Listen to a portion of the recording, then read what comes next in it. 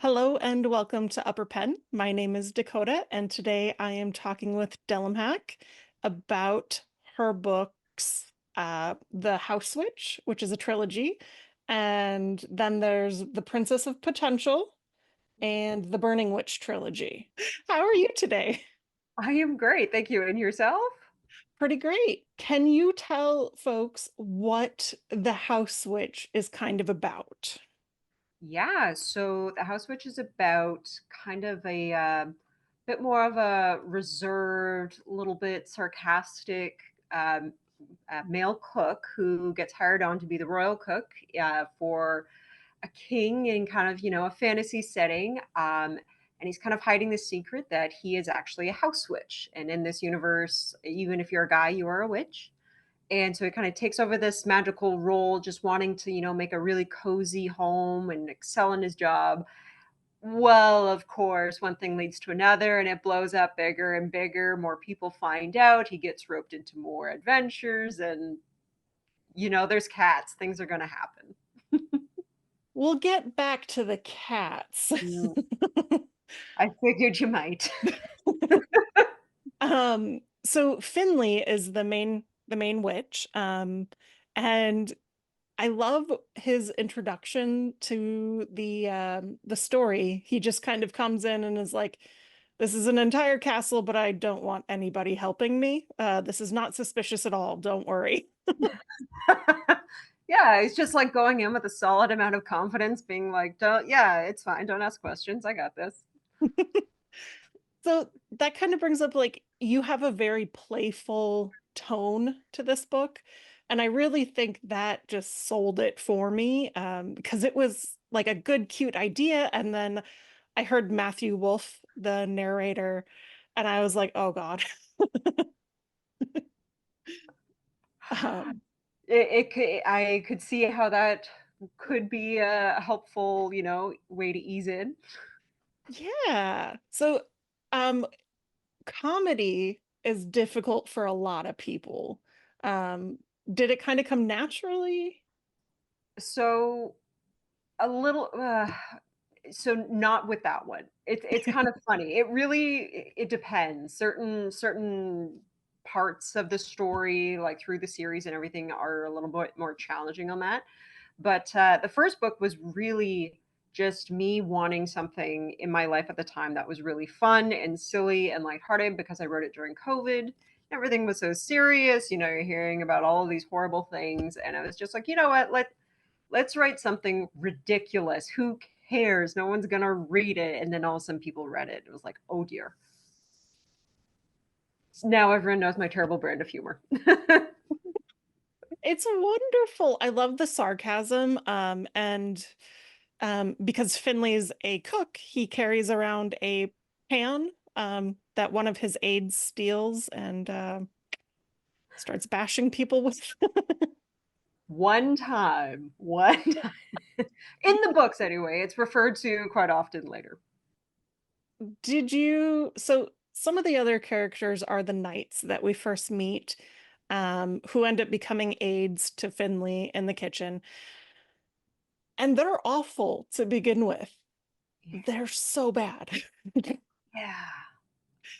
Did you ever want to make them out to be bad guys or just like, So here's the funny thing. They were always supposed to stay bad guys. And then I started writing them and then they just kind of grew. And then I was like, I don't know, this makes more sense. And then it got to be more endearing like that. And I really loved it. And then, not a big spoiler, but then, they get the aprons that Hannah embroiders. And I'm like, oh my gosh, this is adorable. Like, we have to keep with this. So that was how it was kind of played out. That happens so many times where I have a plan.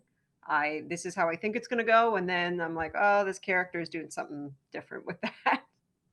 you said you wrote this during COVID, right? Did you have like a step-by-step plan? No, not when I wrote it. My whole thing was like every chapter, let's make it outrageous and fun. And sure, there's plot. Like I did want, I have loved a lot of like slice of life stories, like with manga and manhwa. But I also have, read the ones where I'm like, oh, I kind of wish like things did change and things did happen. So I definitely did want to see growth. And I had a rough idea of like where I wanted things to end up, but that's kind of it. It just that rough idea, which is probably what saved me having too many problems when characters started changing as I was writing them. That begs the question, did you always mean to make it a trilogy? It was supposed to be like it was a web series. So I started the series on the website Royal Road, and you Yeah. just kind of like you can update an insane amount of chapters. Like there are stories on there with over 200 chapters and everything. So I really was just meandering through the story, no real plan until after it went viral and Podium reached out to me wanting to publish it. They're like, hey, we need a word count and we need to know what's the division of the books. And I was like, oh, now I actually need a plan, a word count. I got to figure out the arcs. So yeah, that kind of forced me into it. But it originally was supposed to just kind of like take its time and just go all over. It does feel like it takes its time right up until the third book when everything has to happen, right? You'll notice when the contract was signed. Well, it makes sense. Climaxes, it's just a lot of stuff happens. Yeah, yeah, all the pieces have to come together. That's amazing that they reached out to you, though. Like, I love that. Mm. Yeah, they are, they're really kind of paying attention to what people are enjoying reading and like what's happening. Like I think now, like lit RPG especially is only just starting to come onto the market despite it having been so wildly popular for a number of years. So it's interesting. It's really interesting to see how it's evolving and how publishing's catching up. So yeah, and even though Housewitch isn't lit RPG, they were keeping the site that I posted it on, Royal Road, is typically known for it. So they were keeping a pretty close eye on what was like trending. It's funny because I've done a lot of lit RPG interviews, right? So Hmm. I love lit RPG. It's very fun. And actually, your books were suggested to me because I was reading lit RPG so much. And they're like, you'll like this. And I was like, all right, I'll do it. Oh, that's interesting to hear. I don't know. I've just heard so many different stories about how people kind of stumbled upon the books. Like a lot of people was Legends and Lantes. They like Yeah. read that and it got recommended. I lit RPGs. I don't hear that one as often. I'm increasingly hearing about TikTok though, and that's a lot of my terrible efforts. But yeah, Well, I'm sure I'll make a TikTok short out of this interview somehow. So I feel don't free to know. tag me. There you go. Yeah, I'm not very good at TikTok. I don't have the attention span. Which is hilarious because that's what it's for, the short attention span. Yeah, I just wander. I drift too far. Fair, I feel like we all go down a rabbit hole or two. Yeah. Yeah. So circling back to the books, if there was no real plan, did you have an ending in mind when you started writing? Uh, see, now keep in mind we're going back a number of years at this point. God, and I'm getting older too. So I knew I wanted it to be a happy ending, though for one very brief week of my life, I had someone commenting right like this is before it was published on Royal Road. Someone commented, wow, what would happen if he died? And I was like, ooh, ooh, if he stayed dead, ooh. I don't know. So anyway, so I toyed with that for a week. I don't know how big a spoiler that is, but yeah. I, I'd Hmm? have been so mad at you. So I'm glad I made the right call there. But yeah, yeah. So anyway, that was my yeah, so I did have a pretty solid like okay, I want it to be a happy ending.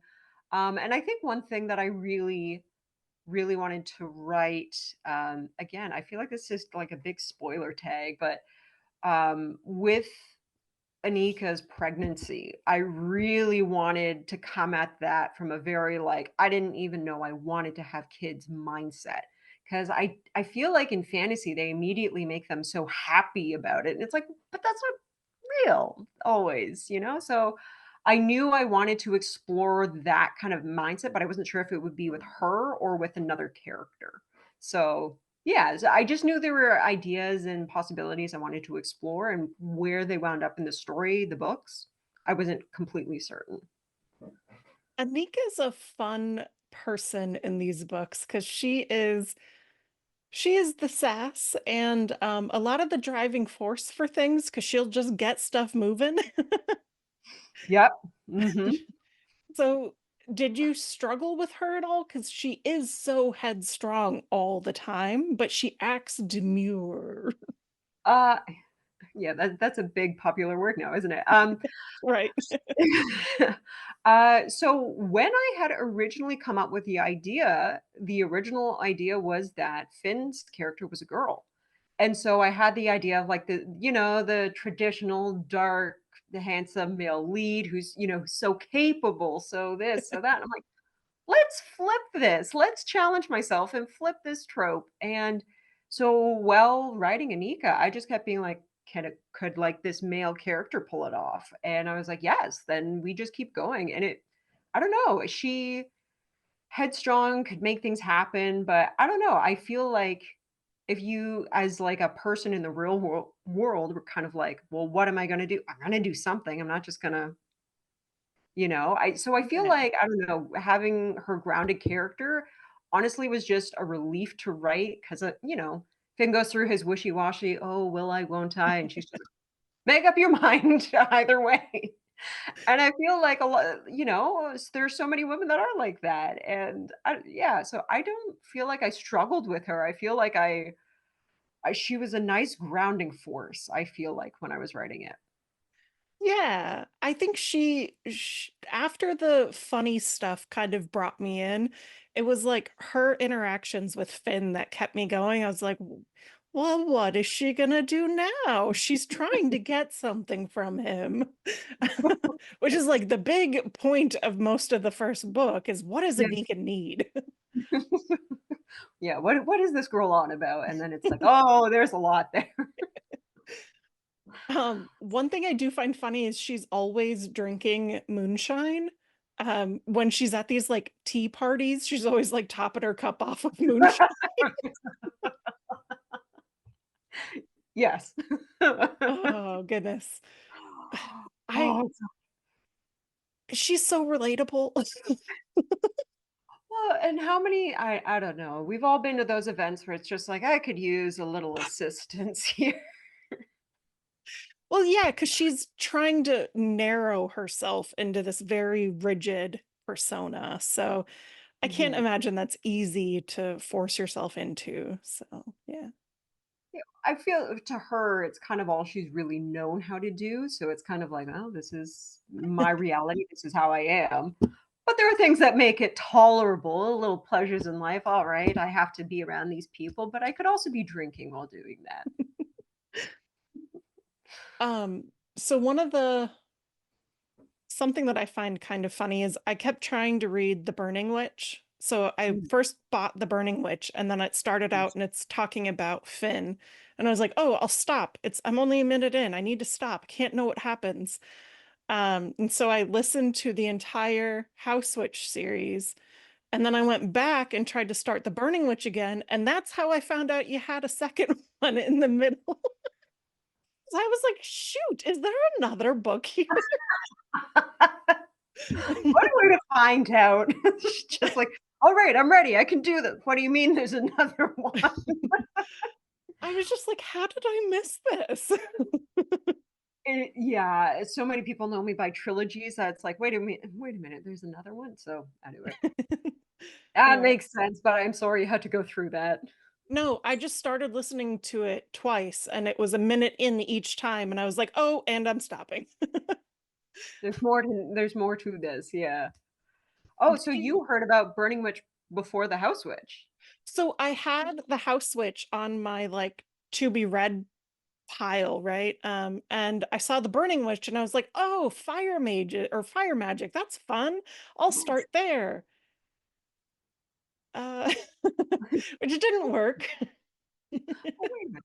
And, what's funny to me is that I did try to write Burning Witch so that you didn't have to read the previous They- books. It just kind of added depth in certain, like, little exchanges. So it is interesting when I have people be like, "Oh, yeah, I just know you from The Burning Witch, but I got curious about this character, and so I went back." So Yeah. it's cool to hear. um yeah, so I love that this kind of world has evolved from just one trilogy. Um do you plan on doing more in this world? So so the short answer, yes. So I am producing the Ether Witch. I'm literally on the last chapter of editing for volume one right now. It has to go through another editor. It has to go through typesetting. And then Audible Studios is going to proceed with getting the audiobook all prepared, and I'll have to handle getting the art cover, like the official cover made. But yes, so there will be 3 volumes of The Ether Witch following, Finley's son, Tam. So we found out about the daughter, now we're on to Tam. And I had kind of planned with ending with Tam, and then due to wildly popular demand, Kraken got his own trilogy signed on with the publishers too, because everyone kept being like, "Hey, can we like get like books about Kraken?" And I was like, "Well, I'll think about it." And I had a couple funny ideas, and I just mentioned it to, I think, in a group meeting, maybe it was, and everyone was like, "Oh, yes, you need to do that. You should do that. We're not telling you to, but you should." And so, It would do very well for you, I think. yeah, so I was like, "All right, I guess we're doing Kraken's books," and my now husband is very excited about it. Yeah. It's funny, my husband walked in on the first time Kraken started talking in the books, and it's like um someone reading it out loud, and he has a very fun accent for little tiny Kraken. He did. I was kind of surprised myself. It does change from later in the Yeah. books, but, it's a strong impression that is given. Yeah. So like a lot of the book is in this like kind of proper or like very kind of English Yes. tone, and then Kraken is very much like an inner city kid. It's a strong juxtaposition. Yeah. So my husband was like, "Are you listening to the same book?" Yeah. And then he made me start over and listen with him because he needed to know. He needed to know how this happened. And now he loves them, and he's going to be sad that I actually finished them without him. Oh, no. Well, hopefully he'll catch up with you. He will eventually. Mm, Eventually. life happens. um, but Kraken is an interesting character because he's literally thrown at Finn um, Mhm, by a masked stranger mhm. in the middle of the night. And then we've got this problem. Yeah, we have a cat that he is now like, "Alright, I guess I have you." Did you always want Kraken in it, or was somebody like, you need to have a funny animal? Oh, no, well, Kraken's my actual cat, so I was like, "I have to." So I have Kraken and I have Peanut, and I'm actually surprised they're not running in right now. It's usually as soon as I'm on a call, they're like, "Hi." So, yeah, so I have them, and I incorporated so many real stories of things they have done into the books. The bread thievery was on another level. He was obsessed very heavily with bread for a long time. He figured out how to open cupboards. He figured out how to go around like olive bottles and olive oil bottles. He didn't knock a single thing down, but he got like a bun bag this size out and around. I was like, okay, I'm not even mad. That's just impressive. Anytime you want to start doing gymnastics, friend. Oh my gosh. Yeah, so that was very true. The pooping in the shoes, he did that to my husband for a little while. They formed a bond later, but the beginning was a bit rough. So Kraken is different because he actually goes off like on his own journey from Finn. So like there's Finn's journey and then there's Kraken's journey and they eventually meet back up. But Mhm. um, Kraken doesn't seem to interact a whole lot with the main characters. Was that always kind of there? You mean with my relationship with my cat, or just, like, was No, that always with kind of the book? just in the book. Just in the book. Well, I kind of thought, having, adding a cat to a cozy scene, like, that's just, Yeah. cozy blanket, cozy cup of tea, why not? It kind of started because of, again, based off of an actual event with Kraken, where he joined a gang, where we used to live. There were like a number of cats in kind of the communal green area, and he was very nervous about joining them at first. And then he started getting interested in one of the female cats, and there was a bit of a problem. Other cats, male cats, Toms, would show up at our house looking for him. And it was like, well, this could go in a story about how he joins a gang. Oh goodness. That makes it so much better. I like these little bloopers or like extra context are wonderful.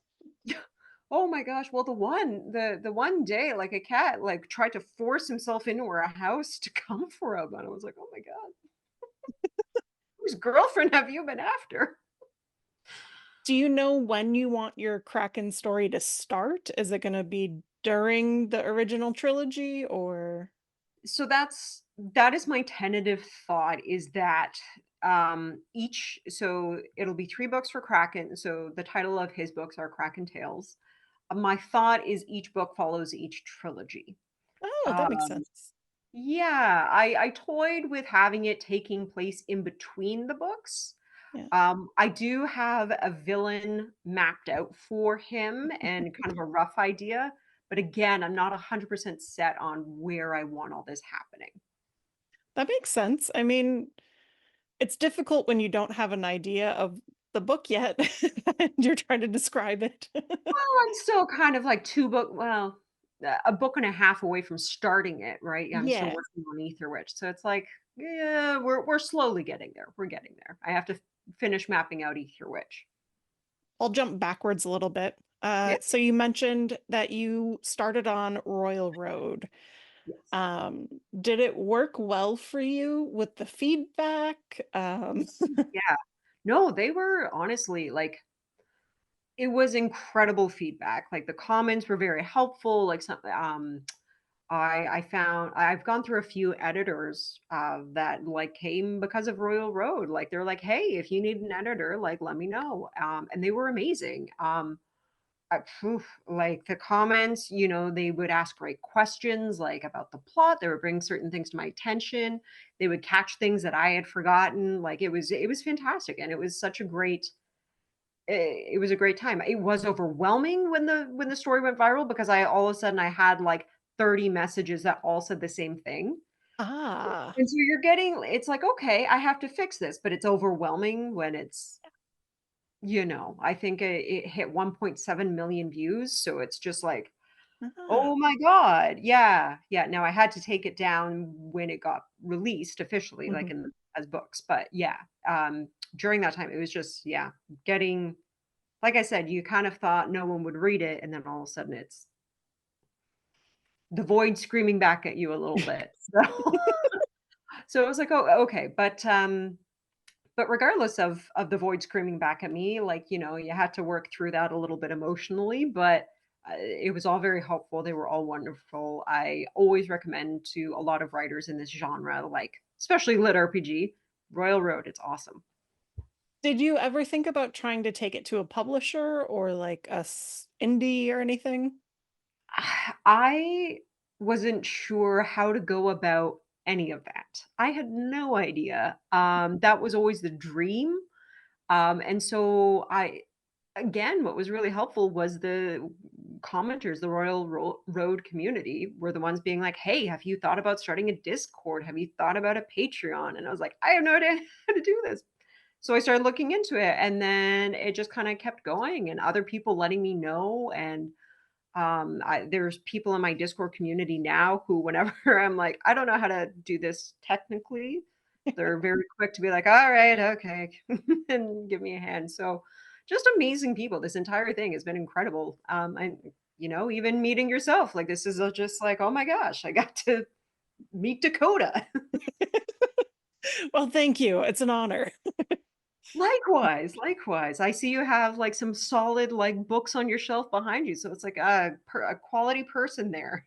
Yeah, I try. I normally try and have the author's books up that I would be interviewing, but I don't have any physical copies because you might do a Kickstarter, right? Yes. It's not a might, it is a will happen. Just the Okay. details of it, it's again one of those things I'm like, "I've never done this before. Other people are gonna tell me what happens." Yeah, I would be so intimidated. I think I would get like brain lock. Oh, that's happened countless times in many, many different areas with me. But yes, so basically what's happening is I am partnering with Robin Sullivan, Michael J. Sullivan's wife, who's like a powerhouse of a businesswoman.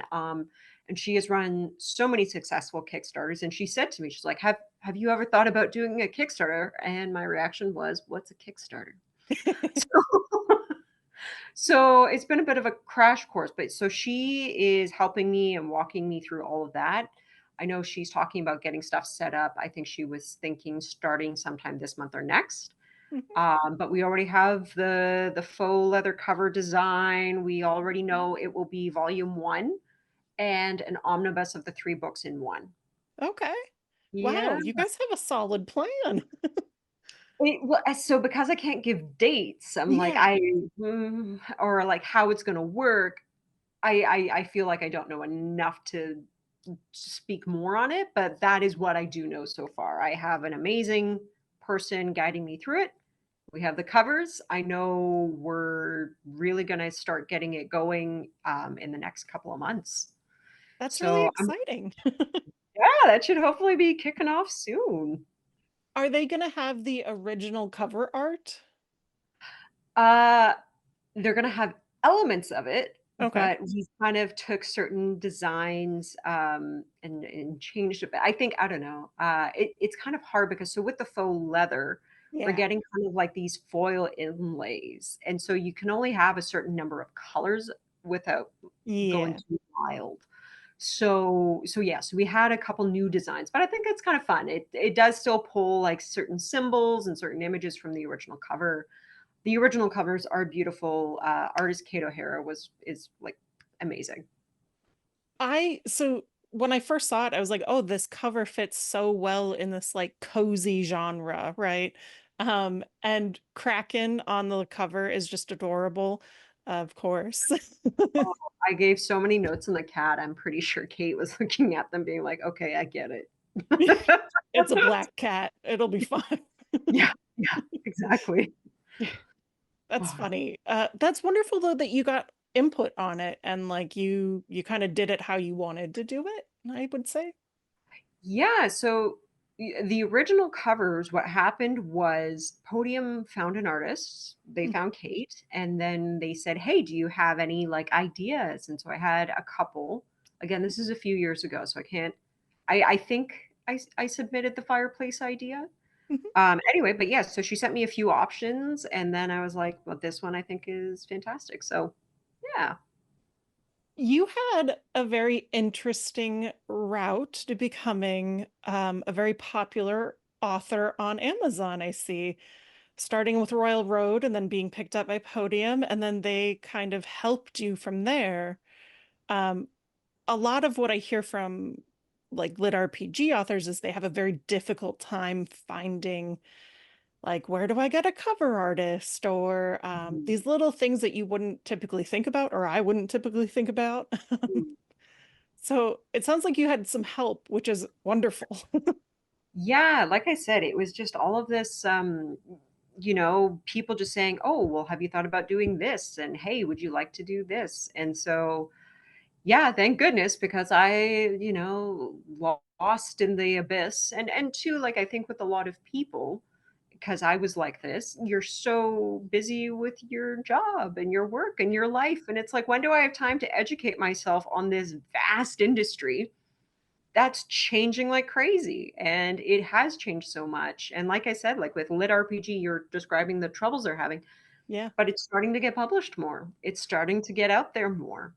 Yes, I am starting to see Dungeon Crawler Carl everywhere now. Oh, that's hilarious. I think yeah, I met the author recently at Dragon Con, I'm pretty sure. Yes, and I don't know if you've heard of I Ran Away to Evil. I have not. Yeah, another cozy book, but yeah, I met the author there. She is a phenomenal human being, also Canadian. So yeah, I'm reading it now. But yeah, that's lit RPG. Yeah. I went to Dragon Con last year, so in Uh-huh. 2023, and it was amazing. And Matt Dinneman was there, and he was very sweet and very funny. Yes. Um, so that's Dungeon Crawler Carl's Yeah. author. Yeah. Um, and it was just wonderful to get to meet a lot of like indie authors that I never would have seen coming together without Dragon Con. Yeah, they're all so far flung, and that was a lot of what I was told was like, "Hey, you should really go to Dragon Con because you can actually meet everyone." And I did, and it was great. And I feel bad because I feel like I've met so many people that it all kind of gets blurred. Mishmashed. Yeah, yeah, exactly. But I know they were all amazing, so there you go. Did you have a table or anything, or were you just a guest? I was just a guest. I really had no idea how it. So again, like I'm Yeah. just like, Bambi, go in. And so yeah, and I met up with a couple friends that I have known because I've taken part in a documentary talking about indie publishing, which is getting submitted to Sundance for 2025, which is very exciting. And but yeah, so being a part of that, I did get to meet a couple people in the industry, which was really nice going into Dragon Con. But yeah, reconnecting with them at Dragon Con, they're kind of like, well, yeah, you would have been on a panel, but you just had to do this. And it was like, oh, well, I didn't know that. But There's I'm here. always next year.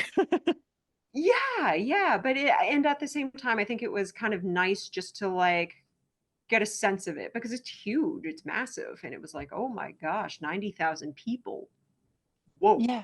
It was a Yeah. bit overwhelming, I will say. Yeah. Oh my goodness. Well, and two, I did have like as soon as I put it out there that I was attending, I did end up, like having a meeting with someone from Audible, and there was a podium event. So, yeah, I wound up doing a lot of work-like events, even though I wasn't speaking on a panel or anything. That makes sense. I mean, it's all about networking when you're a writer and just trying to get your stuff, out there. Yeah, yeah, and spreading the word and learning and networking. Exactly, as you said. So you mentioned starting with Royal Road and you did a lot of stuff, and then now there's Patreon too. Um, how does your Patreon work for you? Like, what are the perks of it? Yeah. So if you are someone who is impatient to find out what the heck is happening, Patreon is where to go. So I do post a rough draft on Royal Road of my books prior to them being released. But if you want to see kind of like real time, excuse me, as I'm editing, or well, sorry, as I'm writing, like all of my latest chapters, like that I write every week, are posted there, and I stick to a schedule, so it's pretty, you can be pretty sure of what you're getting. Um, a rough draft, but the basics of the story. Um, yeah, so you can get like upwards of like so on Royal Road, for example, I just posted yesterday chapter 44 of the first Ether Witch book. And then on Patreon, I am into volume 2, and it's like I'm not quite halfway through that book, but like it's that much more. So you get that. You also kind of get bonus art that I have commissioned, because what happens is when I post on Royal Road, it needs a cover, but I'm not commissioning Kate O'Hara for that. So I actually use Fiverr in case anyone's looking. And I go through artists there, and then I commission a cover. And it's kind of unique because I try and find artists that'll do the main character and put their face on the cover. And so people can see that on Patreon, especially because eventually I'll change the covers on Royal Road. So you get to see more art there. And sometimes I'll even work on AI imaging just to show what characters will look like. A few times I've done a draw from Patreon, like for like free swag or like a free signed copy, stuff like that. And then every now and then I'll even ask like important questions on Patreon and just like I'll go with what they decide or what they vote. Like I think a few times I've asked like, hey, I might change the how this chat like what happens in this chapter, like this outcome. What do you think? And some people will go like, absolutely, this has to change, and I'll change the events as the votes go. So yeah, if you want to be like really involved in the process and like find out like rate everything I'm doing like every week, like you can actually see me working, basically Patreon. You'll get my earliest, my greatest, and then be a part of draws for free stuff. I don't know what I'll do with it with Kickstarter yet. Another thing I'm sure I'm going to learn. Does the does Patreon let you spend more time writing because like is it like your full-time job now, I guess? Writing is my full-time job, yes, and it was kind of it was a weird like universe synchronicity thing how that happened. My last job, the owner decided to sell the business, and I was bummed out. I loved that job, but I was going to give myself like 1 to 2 months where I didn't look for another job and I just focused on writing, see what happened. And I think 2 weeks later, Podium reached out to me and was like, hey, your book started doing really well. And and I found out and I'm like, oh, I could do this for another year. And then a few more months go by and they're like, it's doing really, really well. And I was like, oh, I can do this. And then I met more people and then I got more contracts and yeah, and I started learning about contracts, which was wild. So yes, so now it is full time. Patreon is a part of like my work and everything. And then my future contracts, hopefully, this will be my job for life. I see it being your job for life. I don't see people stopping liking your work. I'm hoping we're working on it. We're going to keep trying on that front. Would you ever sell your books to somebody like Tor or anything to kind of mainstream them, or do you want to keep them indie? So, how this is a little bit of a loaded question. So right now, okay, so Podium has a very unique contract system, and this may have already changed. So they were an audio company only for a long time, and now they're branching into ebook and print, Ooh, and that's what they did with my books. yeah. So, but where they differ from a with another publisher is they have a fixed number of years that they have the ownership of those rights. So which is like a lot of audio. And then what happened it was so once I get my rights back, I think I would like to try the self-publishing and like keeping it like that and just, give it a try. I mean, I am going to try self-publishing ebook and print of the Ether Witch. Audible has the rights for that series, the audio rights for that series, but we're kind of working closely together to make sure they're in step. Um, so so we'll see. We'll see how the Ether Witch venture goes, and then we'll see how I'm feeling by that time. Technically, Penguin Random House UK does hold the British rights of the books, which is why there is a version of it with a different title and my actual real name on it.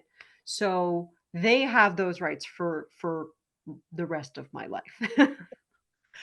Wow, that's a deep contract. That's a lot of the publishing contracts, actually. Ah, I did not know that. Yeah, it's not even just for your life. It's after you're dead too. Yeah. Wow. It's kind of I know. scary. It's a little bit of a commitment. It's, like, even more long lasting than marriage. It's like, "Oh, you're dead? No, we're still in a contract." Your There's ghost will also work for us. 100%. Yeah. Well, I guess it's not the retirement life I'm worried about. It's the afterlife. It's basically the same thing. It's fine. It's starting to feel that way. Yeah.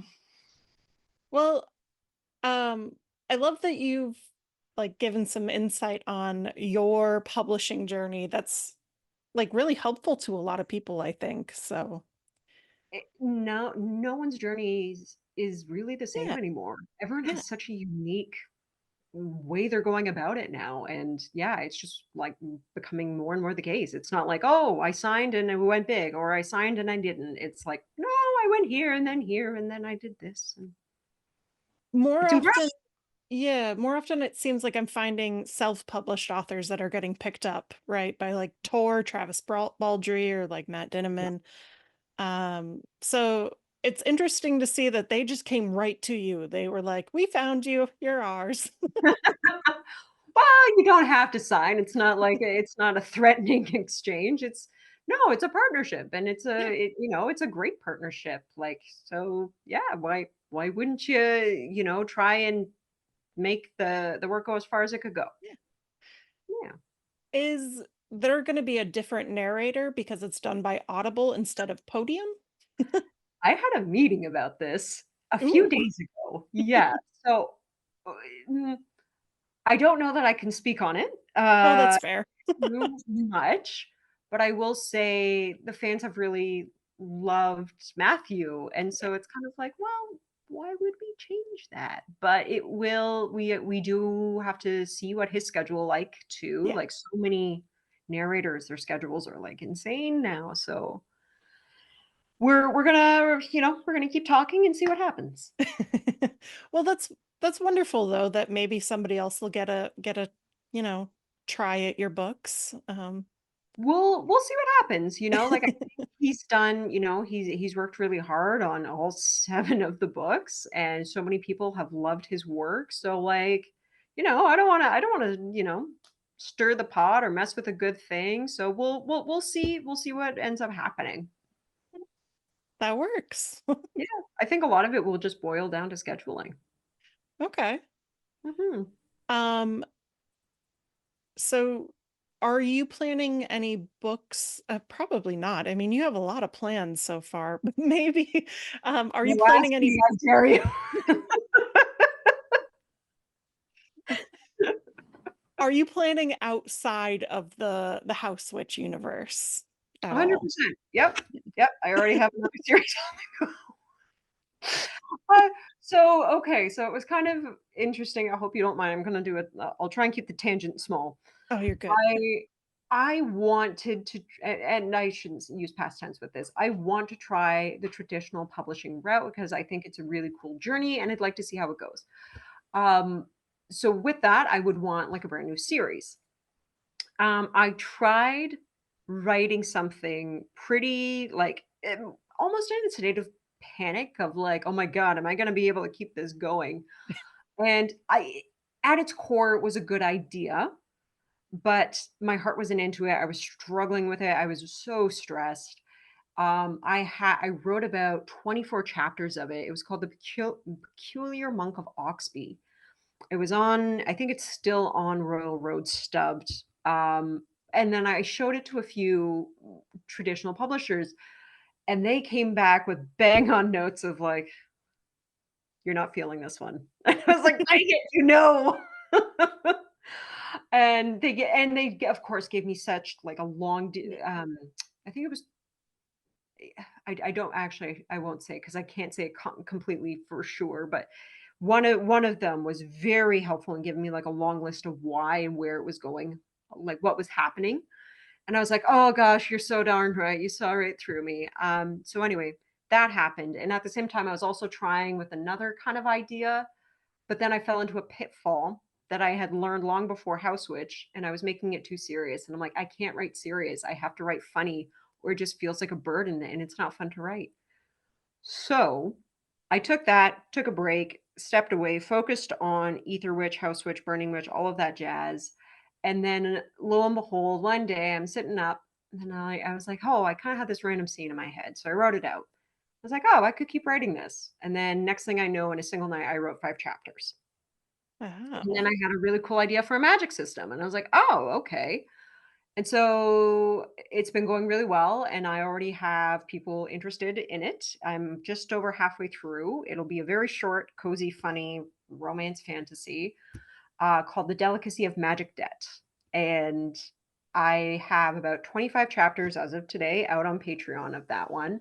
That I'm posting for free just because there's no following on it right now. I'm just kind of like putting it out almost like Patreon readers or my beta readers. They're so amazing. So yeah, so I'm really excited with that one. Just because like I said, the magic system is so unique. And so and I've learned my lessons. I'm making it short and sweet. There will be 3 books planned, but they will be short 3 books. Oh, okay. Mhm. Oh. Now I avoid reading ahead on Patreon just because sometimes I don't want the spoilers. And I'm terrible for that right now in this conversation. No, no, no, no, like, I don't know, I just want to hear, I don't know, I wanna listen to it when it's done, when you feel like you've put the finishing touches on. Um, I understand. There are some stories that I'm like, I have to, like, not read you for a while so I can, like, go through a lot as many chapters as possible. yes, and I don't think I'm patient enough to read 1 chapter a week or even, I yeah, yeah, I understand, I do. but that's fantastic it's funny when you're in a groove and stuff just keeps coming, you know? Yeah, I every single one of the books, there's been a period of writer's block, every single Yeah. one. And there was, oh my God, for a while, there was like a time, there was like a bad 4 to 6 months where I had nothing but writer's block, and I just kept pushing out chapters. And it was like, eventually this has to break. And I forget what chapter did it, but eventually that did happen. Okay. Mhm. Nobody, I guess not nobody, but folks don't seem to talk about writer's block with very established writers like you are now. You have so many books that came out in such a short period of time, it feels like. Um, Yeah. that like writer's block's inevitable, right? And you just got to keep going. There is a lot of it. Well, and two, especially once you start introducing anxieties to it, like, Yeah. well, to your day-to-day life, like, yeah, I would say right when my stories started getting big on Royal Road, I was second guessing myself every time because I'm reading. The void was screaming back, like I said, and it was just like, oh my gosh, is this horrible? Is this okay? I mean, some people like it. So that second guessing myself really weighed me down, and then it made me very anxious, and then you could tell the chapters where it was like, "Well, wait a minute." So yeah, so I went through a lot of periods, long periods of writer's block, and the whole thing. So and I would like to kind of I've advised a lot of people on this, and that is like writers who have reached out to me, and some of them I'm like, how are you not like a New York Times bestseller? Why aren't you published? I like people have sent me incredible stuff. Um, but they're like, "Oh, I have writer's block." So I just kind of gave up. And I was like, that's the thing. You have to keep writing, even if it's awful, even if you're like, this is the worst thing I've created in my life. Go back and fix it when it's over. Yeah. Like, you just have to keep going until you get a good idea and it sparks you again. Yeah, I think that's probably some of the best advice, right? Is Yeah. if it's awful, let it be awful. You Yeah. know, that's fine. As long as something's down, you can massage something into good. Like, even if your entire chapter is, a cat, have you seen the Meow Meow book where every word is meow? Uh, The no. punctuation. Yeah. Even if that's your entire chapter, fix it later. Those meows have intonations. It's They fine. You figure it out. do. Yes, exactly. So no, it doesn't matter, but hit your word count. Like, set your word count goal, like your minimum, hit it. It doesn't matter if it's awful. Just deal with it later. Do you have an absurd word count? Are you doing 50,000 a day? Oh gosh. Oh, I've met some people where I'm just like, "How do you do that?" Yeah. And it's funny because other people will say that to me. Some people are like, "I write 500 words a day and it kills me." I'm like, "Okay." Um, my word count, so I write 3 chapters a week, basically. 1 of the news story, 2 of, like, Ether Witch right now, and Ether Witch, I aim to be over 2,100 words. Okay. Usually, it's under 3,000. Every now and then, it crests that. I do find when I have to go back and edit, I hate those chapters the most. So I try and keep it under 3. With the Delicacy of Magic Debt, like I said, shorter. I'm doing 1,700, and I am definitely trying to keep it. It should not be over 3,000 words ever. If it is, I need to ask someone to hurt me. Because it will hurt myself. I'll be hurting myself later. Um, but anyway, yeah. So I guess with that, at the very least, I'm writing 41, about pretty much 6,000 words a week. Mhm. So that's kind of like my word count roughly per week. Yeah. Okay. Yeah. Yeah, that's like a good aim too. And if you're trying to give yourself the weekends off, like that's perfect. And sometimes I don't. And if I don't get that, then I'm working through the weekend. That's just sometimes, like, especially if I'm doing like editing processes or if I had writer's block or something, you have to go overtime. Sometimes you're doing those 16, 18-hour days. And it's like, that's just name of the game, unfortunately. Sometimes it's easy and I crank out a chapter in 3 hours, and then, yeah, sometimes it takes me 16. Well, I mean, you have to think about it like a full-time job, those 8 hours equal out. Well, also, honestly, I think what surprised me so much about writing full time is that it's not the writing that eats up your time, it's the other stuff in between. Yeah. Yeah, So it's all the contracts, all the business, all the meetings, all the I will say a lot of indie authors say that it's the hardest because they don't want to do that stuff. They didn't go to school to be a business major, right? Like they just want to write, but you have to if you want to sell your books. Yeah, and in that way, I do see the benefits of, working with the traditional publishers. Yeah. Getting to do a little bit of what I am doing right now with the Ether Witch, like, so for example, Podium arranged my editors before, like but now I'm the one scheduling them. I'm fine, like I'm, getting referred to them. I do like how much control I have over the process and the timelines. That I find really relieving. But again, it is like, okay, but I do still have to think about all of these things. And so it's like, yeah, pros and cons to anything, right? Yes. And you definitely have to weigh them when you're going into this, I think. Yeah. Yeah, Yeah. you very much so do, and sometimes it's hard to weigh them when you have no idea how much they weigh. Yeah. And then the void starts yelling at you, and you're like, no, stop.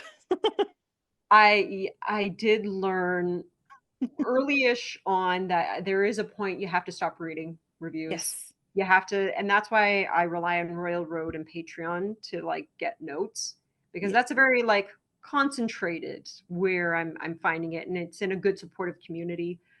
But I know I made the mistake at one point of, like, looking at, like, Goodreads, and it's like, "Oh, you wrote an essay on why this is horrible." And I Gosh. respect the time you put in, but, oh my goodness. Yeah. You also have to remember too that uh reviews are not for the author, in my opinion. They're for other readers, right? Um, so at least that's how I try and look at it. I Um, think that's a great way of looking at it. I yeah. think sometimes it is very pointed, and it's just good to see how it's making Yeah. people feel or do, but yeah, yeah, no, I think, yeah, it's a great way of looking at it. Well, thank you so much for chatting about the house switch and a lot about publishing and getting stuff going. Yeah, yeah, and I hope I haven't misled anyone in any way. I'm, just again, just blame that Bambi still learning how to walk here. I think you're good. I think you're more Kraken than Bambi at this point. Uh, aside from all the naps, I don't know about that. Well, thank you so much. And I really can't wait for the Ether Witch to come out. That's exciting. So that's something to look forward to.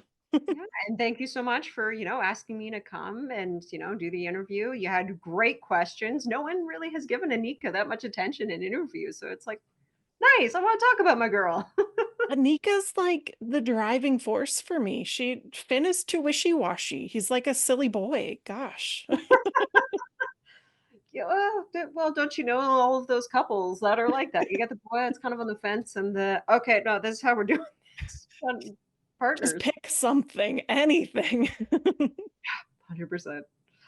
Oh my All goodness, but right. no, If you haven't checked out the Housewitch, I highly suggest it. Yeah, so have a great day, everybody. Bye. take care, everyone.